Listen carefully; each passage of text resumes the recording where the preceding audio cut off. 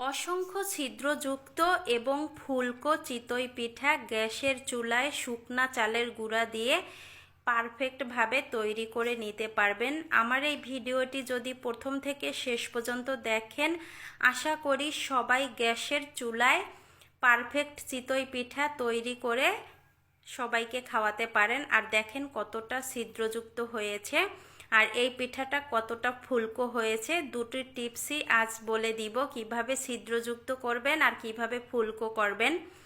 প্রথমে শুকনা চালের গুঁড়া নিয়েছি, তাতে স্বাদ মতো লবণ দিয়ে দিলাম। এই শুকনা চালের গুঁড়াটা আমি ফ্রিজে রেখেছিলাম, এখনও ঠান্ডা আছে, এজন্য এখানে আমি জলের যে গরমের তাপমাত্রা সেটা একটু বেশি দিয়েছি। এই দেখেন ধোয়া উঠতেছে, এরকম গরম জল দিয়েছি। আর আপনাদের যদি নর্মাল তাপমাত্রায় থাকে চালের গুঁড়াটা, তাহলে কুসুম গরমের চেয়ে একটু বেশি গরম জল দিয়ে আটার মতো মেখে নিতে হবে 5 মিনিট। অবশ্যই 5 মিনিট মেখে নেবেন আটার মতো, তাহলে দেখবেন আঠালো ভাব চলে আসবে।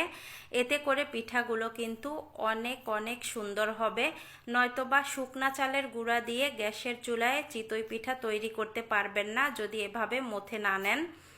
5 মিনিট মথে নেওয়া হয়ে গেছে, এখন আরও একটু জল দিয়ে দিলাম। জলটা দিয়ে এবার ভালোভাবে আবারও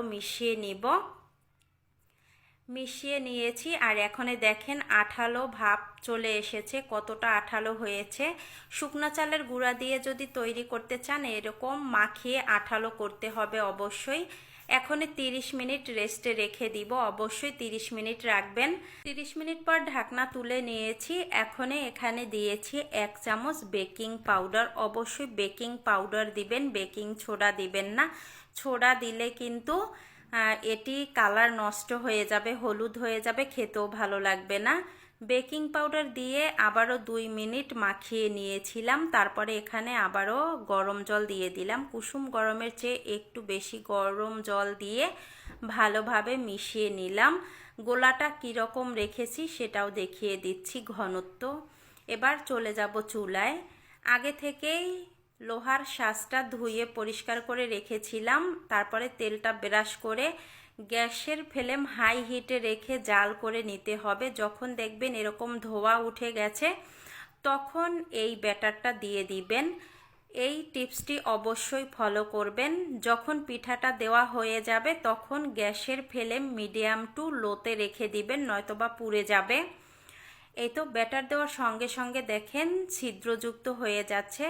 ব্যাটার দেওয়ার সঙ্গে সঙ্গেই ঢাকনা দিয়ে ঢেকে দিবেন, তাহলে দেখবেন যে পিঠাগুলো ফুলকো হবে। আর ঢাকনাটা যদি একটু পরে দেন তাহলে প্রত্যেকটা পিঠাই একেবারে ছিদ্রযুক্ত হবে। আপনারা যেভাবে তৈরি করতে চান সেভাবেই কিন্তু পারেন। এই যে পিঠাগুলো দেখেন প্রত্যেকটা পিঠাই কিন্তু ছিদ্রযুক্ত প্লাস ফুলকো হয়েছে। এই ব্যাটারটা দেওয়ার সঙ্গে সঙ্গেই আমি ঢাকনা দিয়ে ঢেকে রেখেছিলাম। এই পিঠাগুলো 2 মিনিটের মতো জাল করে নিয়েছি, তারপরে উঠিয়ে নিলাম। সবগুলো পিঠাই তৈরি করা হয়ে গেছে, সেমভাবে বাসায় ট্রাই করবেন।